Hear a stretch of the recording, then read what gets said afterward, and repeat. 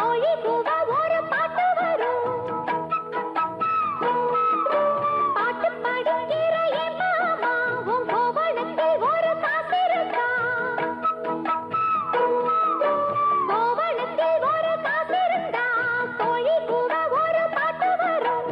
பாட்டு படிக்கிற என் மாமா உன் கோவணத்தில் ஒரு காசு இருக்கா?